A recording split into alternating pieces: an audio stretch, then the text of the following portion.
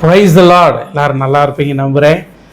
கர்த்தருடைய கிருபையினால் இந்த புதிய ஆண்டிற்குள்ளே நாம் பிரவேசித்திருக்கிறோம்.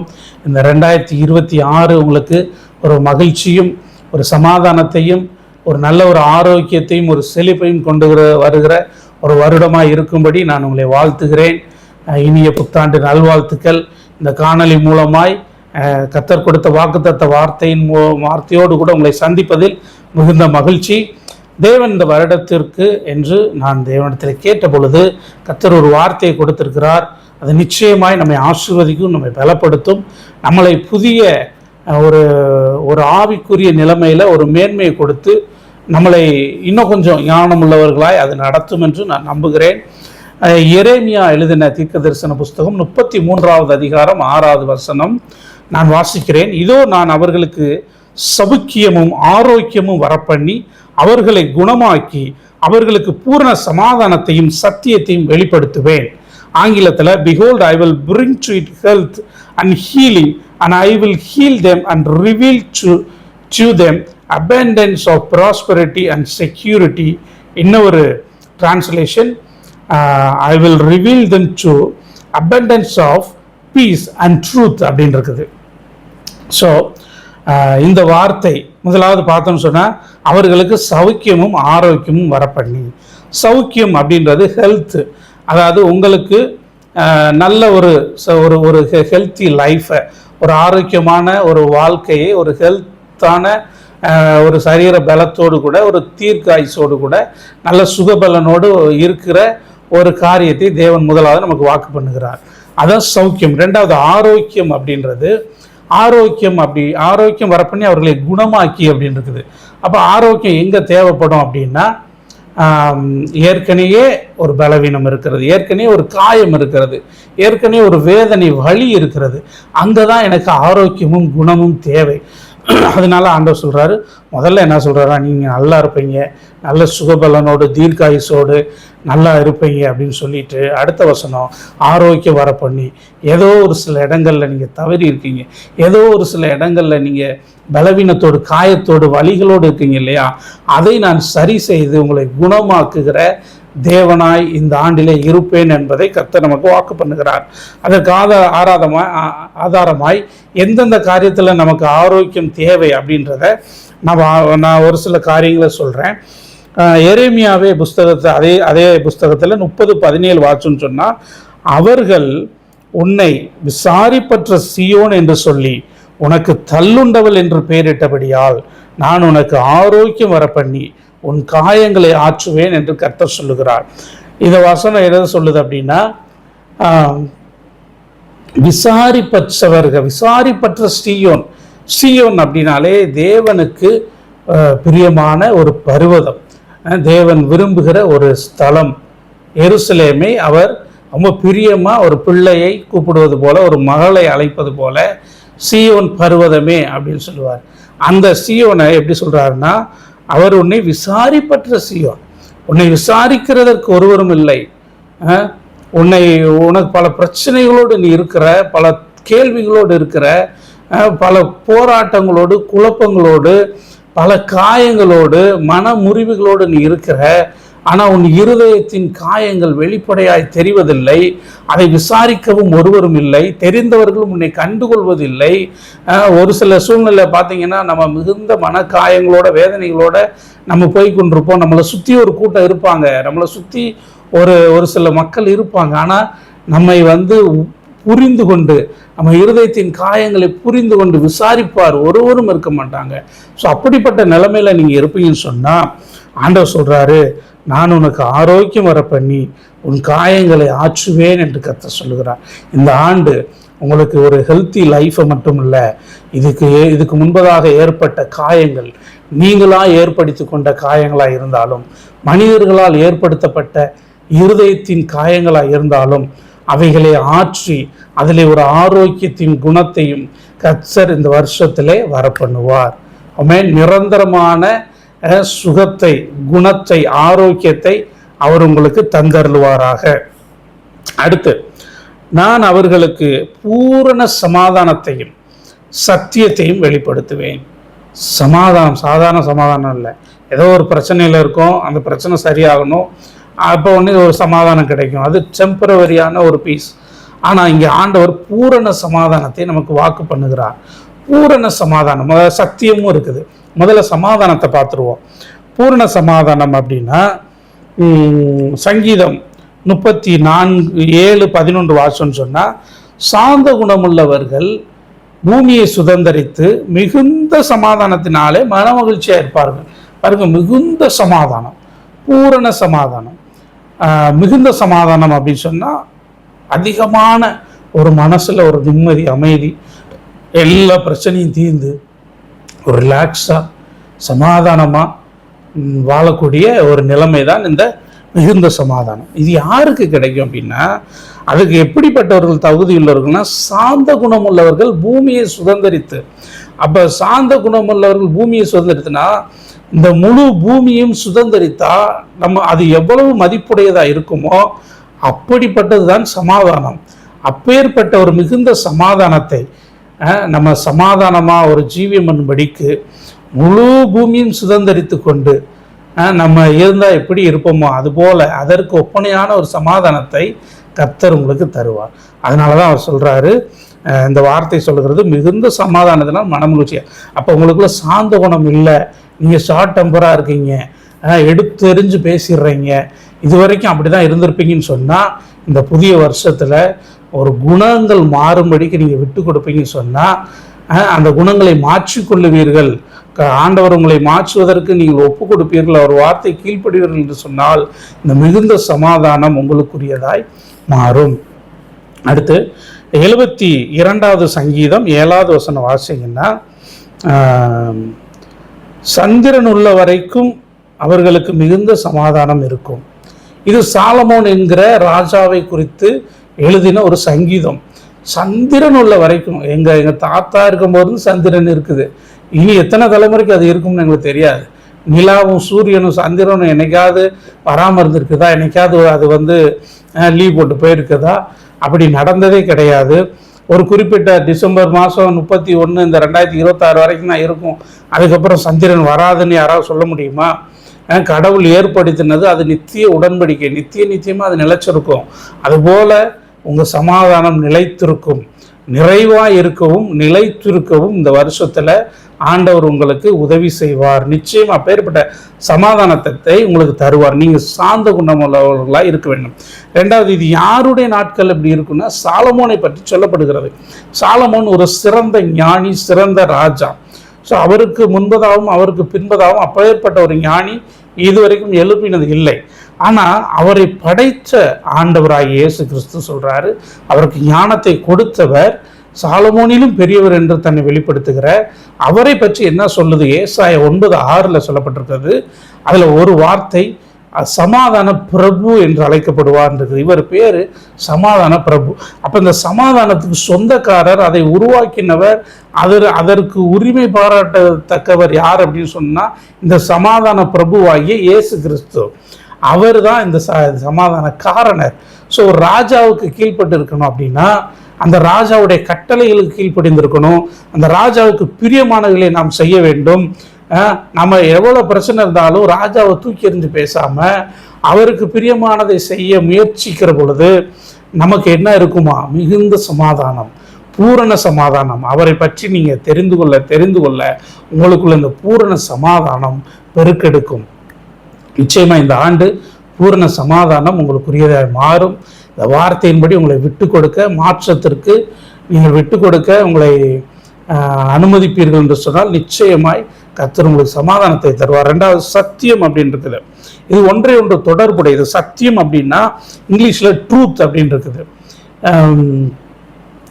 இந்த ட்ரூத், சத்தியத்தை வெளிப்படுத்துவேன் அப்படின்றது. சமாதானத்தை அருளுவேன் இல்லை, சமாதானத்தை வெளிப்படுத்துவேன். நான் சொன்ன மாதிரி இந்த ரெண்டு விஷயத்தை நம்ம பார்த்தோம். ராஜாவுக்கு கீழ்ப்படிந்து அவருடைய ராஜ்யத்திற்கு உட்பட்டு அவருக்கு பிரியமானது செஞ்சு வாழ்றபடினாலும், சாந்த குணமுள்ளவர்களாக இருக்கிறபடினாலும், இந்த வெளிப்பாடை நீங்கள் அறிந்து கொண்டு அதன்படி வாழ முயற்சிக்கிற பொழுது இந்த பூரண சமாதானம் உங்கள் வாழ்க்கையில நிலைத்திருக்கும். எது வரைக்கும்னா சந்திரன் உள்ள வரைக்கும் அப்படின்னு இருக்குது.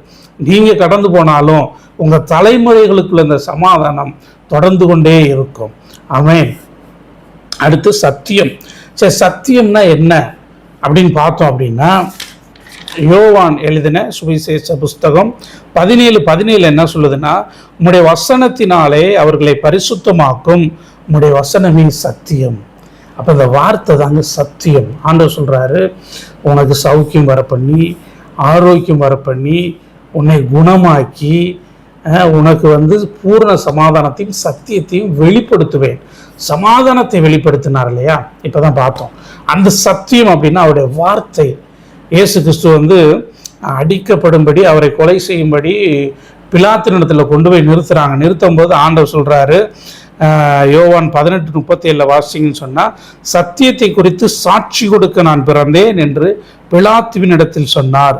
பிலாத்து சத்தியமாவது என்ன என்றான். பிலாத்து பார்த்தீங்கன்னா, பிலாத்து ஒரு நல்ல நாலேஜ் பர்சன், அவர் நல்லா படித்த ஒரு உயர்வான ஒரு பதவியில் இருக்கக்கூடிய ஒரு அதிகாரத்தில் இருக்கிற ஒரு மனுஷன், ஒரு ஜட்ஜ் மாதிரின்னு வச்சுக்கோங்க. அவர் சொல்கிறது தான் தீர்ப்பு. நான் எழுதினதே அப்படின்னு சொல்கிறாரு. அவர் எழுதிச்சா எழுதினது தான், அதை யாரும் மாற்ற முடியாது. அப்பேற்பட்ட அதிகாரம் உள்ள ஒரு பிலாத்துக்கு கேட்குற ஆண்டவர்கிட்ட சத்தியம்னா என்னன்றான். அந்த சத்தியத்தை பற்றின வெளிப்பாடு அவனுக்கு இல்லை, அது தெரியலை. அதுபோல தான் இந்த உலகம் அதை என்ன செய்யும், அதை அறியாது, அதை பகைக்கும். இந்த சத்தியத்தை, இந்த வேத வசனத்தை, இதன் உண்மையை நாம் எடுத்துரைக்கும் போது உலகம் அதை பகைக்கும், அதுக்கு அதை பற்றின வெளிப்பாடு இல்லாதபடினாலே. ஆனால் ஆண்டவருடைய பிள்ளைகளாகிய நமக்கு தேவன் பூரண சத்தியத்தை வெளிப்படுத்துவேன் என்கிறார். ஸோ அப்படி வெளிப்படுத்துவேன் என்று சொல்கிறவர் யோவான் 3வது அதிகாரத்தில் நம்ம வாசிச்சோன்னு சொன்னால், 3வது அதிகாரத்தில் நான் வாசிக்கிறேன். 19வது வசனம், ஒளியானது உலகத்திலே வந்திருந்தும் மனுஷருடைய கிரியைகள் பொல்லாதனைகளாக இருக்கிறபடினாலே அவர்கள் ஒளியை பார்க்கலும் இருளை விரும்புகிறதே அந்த ஆக்கினை தீர்ப்புக்கு காரணமாக இருக்கிறது. பொல்லாங்கு செய்கிற எவனும் ஒளியை பகைக்கிறான், தன் கிரியைகள் கண்டிக்கப்படாதபடிக்கு ஒளியின் இடத்தில் வராதிருக்கிறான். சத்தியத்தின்படி செய்கிறவனோ தன் கிரியைகள் தேவனுக்குள்ளாய் செய்யப்படுகிறது என்று வெளியாகும்படிக்கு ஒளியின் இடத்தில் வருகிறான் என்றார். பாருங்க, இந்த சத்தியத்தின்படி செய்கிறவன் என்ன பண்றான்னா அந்த ஒளியின் இடத்துல வர்றான். இந்த இயேசு கிறிஸ்து என்கிற ஜீவ ஒளியின் இடத்துல என்னுடைய கிரியைகள் இந்த வார்த்தையின்படி சத்தியத்தின்படி தேவனுக்குள்ளாக செய்யப்படுதுன்னு சொல்லி அவரிடத்தில் வருகிறான். பொல்லாங்கு செய்கிறவன், அப்ப இந்த சத்தியத்துக்கு ஆப்போசிட் என்ன அப்படின்னா பொல்லாங்கு, அநியாயம், இவைகளை செய்கிறவங்க என்ன பண்றாங்கன்னா தங்கள் கிரியைகள் கண்டிக்கப்படாதபடிக்கு, இந்த சத்திய தேவன் இவருடைய வார்த்தைக்குள்ள அவருக்கு நீங்க வந்தீங்கன்னு சொன்னா, இந்த இயேசு கிறிஸ்துவிடத்துல வந்தீங்க அப்படின்னு சொன்னா, இந்த ராஜா என்ன பண்ணுவார் அப்படின்னா உங்கள் கிரியைகளை அவர் என்ன செய்வார், கண்டிப்பாய் உணர்த்தி உங்களை நீதிமானாய் நல்ல வழியில நல்ல மார்க்கத்துக்குள்ள அவர் நடத்த தான் செய்வார். சிலருக்கு என்ன செய்கிறது இல்லை, அந்த ஒளி உலகத்துல வந்திருந்தும் மனுஷனுடைய கிரியைகள் பொல்லாங்கா இருக்கிறதுனால அவங்க என்ன பண்றாங்க, அதை பகைக்கிறாங்க, அந்த இடத்துல வருகிறதில்லை. அப்ப ட்ரூத், இந்த சத்தியத்தை குறித்ததான வெளிப்பாடு கிடைக்கும் போது அதை பற்றின நன்மையும் பூரணமான ஒரு வெளிப்பாடு வரும் பொழுது தான் அவர்கள் அதை புரிந்து கொள்ள முடியும். அப்போ பொல்லாங்காய் செய்கிறவர்கள் சத்தியத்துக்குள்ள என்ன செய்ய முடியாது, வர முடியாது. சத்தியத்தின்படி செய்கிறவன், இந்த வார்த்தையின்படி வாழுகிறவன் தேவனுக்குள்ளாய் தன் கிரியைகள் செய்யப்படுகிறது என்று அந்த ஒளியினிடத்திலே வருகிறான் அப்படின்னு இருக்குது. ஸோ அப்போ அந்த சத்தியம் 2வது ஒரு வெளிச்சத்தை நம்ம வாழ்க்கையில் கொடுக்கறதா இருக்கிறது. அடுத்த வசனம் பார்த்தீங்க அப்படின்னா, பொல்லாங்கு செய்யாமல் நீதியை குறித்து நமக்கு வெளிப்படுத்துகிறது அந்த சத்தியம். நன்மை செய்யணும், நீதி நியாயமாக வாழணும். நிறைய பேர் லோத்த சொல்லுவாங்க, எல்லாரும் 10ஓட 11 நானும் போயிட்டு போகிறேனே, எல்லாரும் போகிற வழியிலேயே நானும் போகிறேன் அப்படின்னு சொல்லுவாங்க. ஆனால் அப்படி இல்லை. ஆண்டவர் எதை விரும்புகிறாருன்னா இந்த சத்தியத்திற்குள் கட்டுப்பட்டு அதுக்குள்ளே வாழும்போது அது நிமித்தமாய் ஆசீர்வாதங்கள், நன்மைகள், சமாதானம், ஆரோக்கியம் எல்லாமே இதை தொடர்புடையதாய் வருகிறது. ஸோ 8வது அதிகாரம் 32 நினைக்கிறேன், அதில் சொல்லப்பட்டிருக்குது, சத்தியத்தை அறிவீர்கள். யோவான் 8:32, சத்தியத்தை அறிவீர்கள், சத்தியம் உங்களை விடுதலை ஆக்கும். பாருங்க, அது ஒரு விடுதலை கொண்டு வருது. அறிவீர்கள், அந்த சத்தியம், பூரண சத்தியத்தை குறித்ததான வெளிப்பாடை நீங்கள் அறிந்து கொள்ளுகிற பொழுது அது முதலாவது உங்களுக்குள்ள ஒரு விடுதலையை கொண்டு வருகிறது. எதுல இருந்தெல்லாம் விடுதலை கொண்டு வருதா, அந்த இருளான காரியங்கள், ஒளியின் இடத்துல வரக்கூடாதபடிக்கு இருக்கிற இருள், பயம், பொல்லாங்கான கிரியைகள், அப்படிப்பட்ட காரியங்கள், தீமையான எண்ணங்கள், இப்படி பலவிதமானப்பட்ட அடிமைத்தனங்கள், பாவ பழக்க வழக்கங்கள், இவை எல்லாவற்றிலிருந்தும் இந்த ஒளி, இந்த சத்தியம் என்ன பண்ணுதுன்னா உங்களுக்கு ஒரு விடுதலை கொடுத்து உங்களை தைரியமாய் ஒளியின் இடத்திலே வரவழைக்க இது உதவி செய்கிறதா இருக்கிறது. இப்பேற்பட்ட சத்தியம், இந்த பூரண சத்தியத்தை நான் இந்த ஆண்டிலே உனக்கு வெளிப்படுத்துவேன் என்று கர்த்தர் சொல்லுகிறார். ஆமென். முதலாவது சௌக்கியம் வர பண்ணி, ஆரோக்கியத்தை கொடுத்து, காயங்களை ஆற்றி, பூரண சமாதானத்தை தந்தரளி, சத்தியத்தையும் உங்களுக்கு வெளிப்படுத்துவேன்றார். அதுக்கு நம்ம தகுதியுடையவர்களாக இல்லைனாலும் நம்மை தகுதிப்படுத்துகிற தேவன் அவருடைய வார்த்தையை கொண்டு நம்மை தகுதிப்படுத்துவார், பரிசுத்தப்படுத்துவார். அவருடைய வார்த்தையே சத்தியம் என்று எழுதியிருக்கிறது. ஓகே, யோவான் எழுதின சுவிசேஷம் 14வது அதிகாரம் பார்த்தோம்னு சொன்னால் 14:16-17 நான் பிதாவை வேண்டிக் கொள்ளுவேன், அப்பொழுது என்றென்றைக்கும் உங்களுடனே கூட இருக்கும்படிக்கு சத்திய ஆவியாகிய வேறொரு தேற்றரவாளனை அவர் உங்களுக்கு தந்தருளுவார். பாருங்க, நான் பிதாவை குறித்து வேண்டுதல் பண்ணும்போது சத்திய ஆவியாகிய வேறொரு தேற்றரவாளரை நான் என்ன செய்ய போகிறேன், பிதா உங்களுக்கு கொடுப்பாரு, நான் வேண்டிக் கொண்டா. அப்போ அவர் சொல்கிறார், சத்தியத்தை கொடுத்து சாட்சி கொடுக்க பிறந்தேன்னார். இந்த சத்திய ஆவியானவர் தான் அந்த சத்தியம். இந்த சமாதானக்காரர் இயேசு கிறிஸ்து, அவர் சத்தியத்தினால் நிறைந்தவர். ஆனால் இந்த சத்தியத்திற்கு சொந்தக்காரர் யார் அப்படின்னா ஆவியானவர். இயேசு கிறிஸ்து தேற்றரவாளராகவும் இருந்திருக்கிறார். அதனால தான் இங்கே சொல்லப்பட்டிருக்குது, நான் வேண்டிக் கொள்ளும் போது வேறொரு தேற்றரவாளனே அவர் உங்களுக்கு தந்தருள்வார். அப்போ ஏற்கனவே இயேசு கிறிஸ்து என்கிற ஒரு தேற்றரவாளன் நமக்கு இருக்கிறார். அவர் போனதுக்கப்புறம் இந்த சத்திய ஆவியாகிய பரிபூர்ண சத்தியத்தினால் நிறைந்த இந்த ஆவியானவர் நமக்குள்ளே வந்து சத்தியத்திற்குள்ளே நம்மளை வழிநடத்துவார்.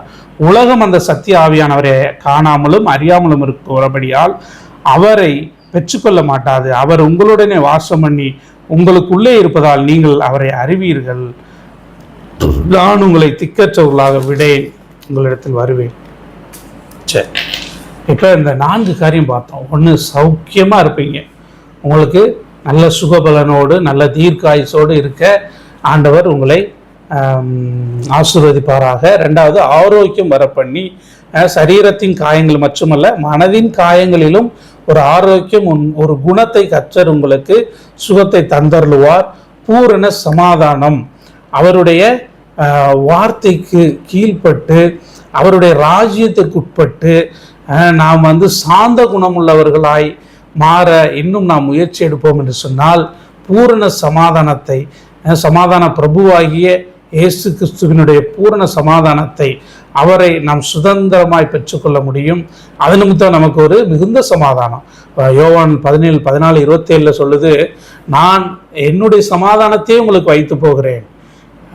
அந்த சமாதானம் உலகம் கொடுக்கிற பிரகாரமாக இல்லை. உலகம் கொடுக்குற சமாதானம் கொஞ்ச நேரத்தில் அது போயிடும். ஆனால் இவர் கொடுக்குற சமாதானத்தை ஒருவராலும் எடுக்க முடியாது. எவ்வளோ போராட்டம் பிரச்சனைகள் வந்தாலும், எவ்வளோ நீங்கள் உடைக்கப்பட்ட சூழ்நிலையில் போனாலும், எவ்வளோ உங்களை விசாரிக்க யாருமே இல்லைனாலும், உங்களை கண்டுகொள்ள ஒருவரும் இல்லைனாலும், தேவன் சரியான வழியில் உங்களை நடத்தி இந்த சாந்த குணமுள்ளவர்களாக உங்களை மாற்றி நீங்கள் இழந்து போனதையும் உங்களுக்கு மறுபடி கொடுத்து, நீங்கள் இழந்து போன எந்த காரியமாக இருந்தாலும், ஆசீர்வாதமாக இருந்தாலும், எந்த ஒரு காரியங்களாக இருந்தாலும், சுகமாக இருந்தாலும், ஒரு வாழ்க்கையாக இருந்தாலும் மறுபடியும் அதை திரும்ப கொடுக்க இந்த சமாதான பிரபு உண்மையுள்ளவராக இருக்கிறார். அடுத்து சகல சமாதானம், பூரண சத்தியம். சத்தியம், அந்த சத்தியம் உங்களை விடுதலையாக்கும், அந்த சத்தியம் உங்களை பரிசுத்தமாக்கும், அந்த சத்தியம் உங்களை பொல்லாத கிரியைகள் என்று விடுதலையாக்கி ஒளியாகிய இயேசு கிறிஸ்துவிடத்திலே உங்களை நடத்தும். இந்த ஆண்டு ஒரு பரிபூர்ணமான ஆண்டாய் இருக்கட்டும். அவர் பூரண சமாதானத்தையும் பூரண சத்தியத்தையும் அருளுகிறது போல பூரண கிருபையும் உங்களுக்கு அருளி உங்களை ஆசீர்வதிப்பார். நான் உங்களுக்காக ஜெபித்துக் கொள்கிறேன். நிச்சயமாக இந்த ஆண்டு ஒரு மகிமையுள்ள, சுகமுள்ள, ஒரு ஆரோக்கியமுள்ள, சமாதானமுள்ள ஆண்டாக இருக்கட்டும். இந்த சத்தியத்தை நீங்கள் அறிந்து கொள்ளுங்கள். உலகத்துக்கு தெரிஞ்சது ஃபேக்ட், உண்மை. ஆனால் ஆண்டவர் உங்களுக்கு சத்தியத்தை கற்றுக் கொடுக்க, ட்ரூத்து. அதாவது ஃபேக்ட் அப்படின்னா இருக்கிறத, இப்போ நம்ம ஸ்கூலில் படிக்கிறது, காலேஜில் என்னென்னா இருக்கிறத கற்றுக் கொடுப்பாங்க. ஆனால் ட்ரூத் அப்படின்றது இல்லாதவைகளை உருவாக்குகிற வல்லமை அதற்கு உண்டு. இயேசு கிறிஸ்து இல்லாதவைகளை உருவாக்கின தேவன், ஒன்றுமில்லாததிலிருந்து தான் முழு உலகத்தையும் அவர் உருவாக்கினார் என்று எழுதியிருக்கிறது. அப்போ நீங்கள் ஆரோக்கியம் இல்லாத இடத்துல நீங்கள் ஆரோக்கியத்தை பேசும்போது, சத்தியத்தை பேசும்போது அங்கே ஆரோக்கியம் உண்டாகும்.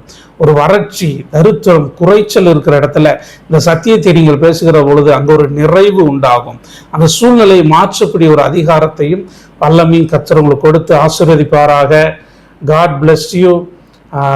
Once again, I wish you a very, very happy, peaceful and prosperous New Year. God bless you all.